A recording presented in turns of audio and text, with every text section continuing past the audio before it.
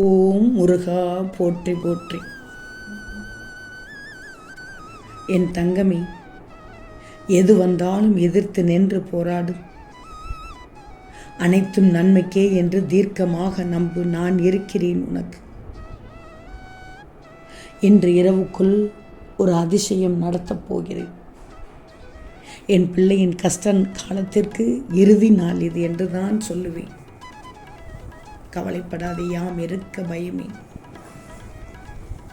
உன்னை வெறுத்தவர்கள் முன் வாழ்ந்து காட்டப் போகிறாய். நீ வேண்டியது அத்தனையும் நடக்கும், நிறைவேறும். நான் நிறைவேற்றி காண்பிப்பேன்.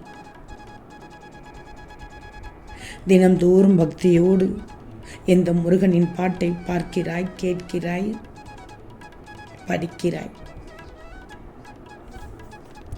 எங்கெல்லாம் என் பாட்டம் பாடப்படுகிறதோ, கேட்கப்படுகிறதோ, ஒலிக்கப்படுகிறதோ, பாடப்படுகிறதோ அங்கெல்லாம் நான் அதை கேட்டுக்கொண்டுதான் இருக்கிறேன். நீ என்ன செய்தாலும் நான் உன் மீது கோபப்படுவேன். என்ன முருகா இப்படி சொல்கிறீர்கள் என்று கேட்காதே. நீ என் செல்ல பிள்ளை. எது செய்தாலும் எனக்கு பிடிக்கும்.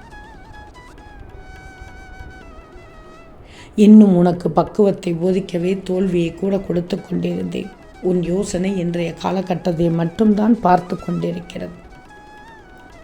ஆனால் முருகனின் நோக்கமோ எதிர்காலம் தொடர்பானது. நீ எதிர்காலத்தில் சிறப்பாக வாழ வேண்டும் என்பதற்காகவே உன்னால் சகித்து கொள்ளக்கூடிய வகையில் இத்தனை சின்ன சின்ன பிரச்சனைகளை தந்து உன்னை பக்குவப்படுத்தி கொண்டிருக்கிறேன். உன் கஷ்டங்கள் காணாமல் போய்விடும். எப்படி என்று கேட்கிறாயா? அதற்கு ஒரு நல்ல வழி காட்டுவேன். இன்று இரவுக்குள் நடக்கும். அதற்காகவே உன்னுடைய முழு கவனத்தையும் இப்போது செய்யும் பணிகளில் இருந்து திணிக்க வைத்துள்ளேன். அதிலிருந்து விடுபட்ட நினைத்து விடாதே. உன்னை நினைத்து கூட பார்க்க முடியாத அளவிற்கு உன் முருகன் உயர்த்தப் போகிறேன். உன் வாழ்க்கையில் இனி சந்தோஷம் மட்டும்தான். உன் துன்பங்கள் விலகி இன்று இரவுக்குள் காணாமல் போய்விடும். இன்பங்கள் பெருகிட இன்று இரவு முதல் உனக்கு இனிய நாளாக மாறும். நல்லது நடக்கும். இனி உன் வருங்கால வாழ்க்கை அமர்க்கலமான அதிர்ஷ்டம்தான். இப்போது நீ எதற்காக அமைதியாக இருக்கிறாய்? உன் பிரச்சனைகளை நினைத்து நினைத்து உன் வாழ்க்கை முழுவதும் நிம்மதியை இழந்து கொண்டிருக்கிறாயா? ஏன் நிம்மதி இழந்து விட்டாய்? யார் என்ன செய்தார்கள்? பழி வாங்குகிறார்களா? இல்லை உன்னை முன்விட்டு பேசி பின் பேசுகிறார்களா? என்ன சதி செய்தாலும் சரி, என்ன உள்குற்று வேலை பார்த்தாலும் சரி, அவர்களுடைய குணம் அவ்வளவுதான். அவர்களுடைய குணம் போல்தான் அத்தனையும் நடக்கும். உன் மனமோ பெரிது, உன்னுடைய இலக்கோ பெரிது, உன்னுடைய உழைப்போ பெரிது, உன் முயற்சியோ பெரிது. ஆக நீ பெரிதாக அடுத்தடுத்த கட்டத்திற்குத்தான் செல்வாய். உன்னை அவர்களால் எட்டி பிடிக்க முடியாது. நிச்சயமாக முடியாது. வார்த்தை ஜாலங்கள் அவர்களிடம் இருக்கும். ஆனால் உன் உழைப்பு தந்திரங்கள் அவர்களுக்கு தெரியாது. நீ என்ன செய்கிறாய் என்று அவர்களுக்கு தெரிந்தாலும் அதை அவர்கள் செய்ய நினைத்தாலும் முடியாது. அந்த உழைப்பு அவர்களிடத்தில் இல்லை. சொல்ல வேண்டுமானால் செய்வார்கள், ஆனால் செய்ய முடியாது. நிச்சயமாக உன்னை வெல்வதற்கு அவர்களால் ஈடு கொடுக்க முடியவே முடியாது. இது முருகனின் ஆணை, கட்டளை, உண்மை. தயவு செய்து இதை ஒரு விஷயமாக எடுத்து கலங்காதே.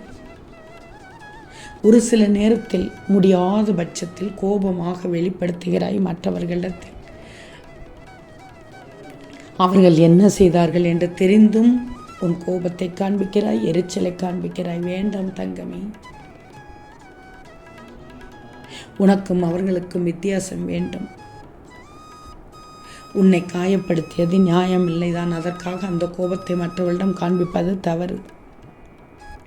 நீ சந்தோஷமாக வாழ வேண்டுமா? இந்த முருகன் சொல்வதை கேள். நீ நிம்மதியாக வாழ வேண்டுமா? உன் முருகன் சொல்வதை கேள். அதற்கு நான் பொறுப்பு. நிம்மதியாக வாழ்வதற்கு, சந்தோஷமாக வாழ்வதற்கு நான் பொறுப்பு. உனக்கு எல்லாம் நான் ஆசீர்வதித்தது போல் கிடைக்கும். அதற்கான எல்லா முயற்சிகளிலும் உன்னை ஈடுபடுத்தி செய்ய வைப்பேன். நானே உனக்கு துணை நின்று காப்பேன். வாழ்க்கையில் ஒரு சில நிகழ்வுகள் அல்ல, நிறைய நிகழ்வுகள் காயப்படுத்தத்தான் செய்யும். குறிப்பிட்ட நிகழ்வுகள் மட்டும்தான் மனதிற்கு சந்தோஷத்தை கொடுக்கும், நிம்மதியை கொடுக்கும். மனதிற்கு நிம்மதி தரும்போது அது ஒன்றும் தெரியாது. குழப்பத்தில் உன்னை சுற்றி என்ன நடக்குது என்பதை அறியாத நிலையை நிச்சயமாக உணர்வாய். அந்த சூழ்நிலையில் உன்னருகில் உனக்காகவே இந்த திருச்செந்தூர் முருகன் இருப்பேன்.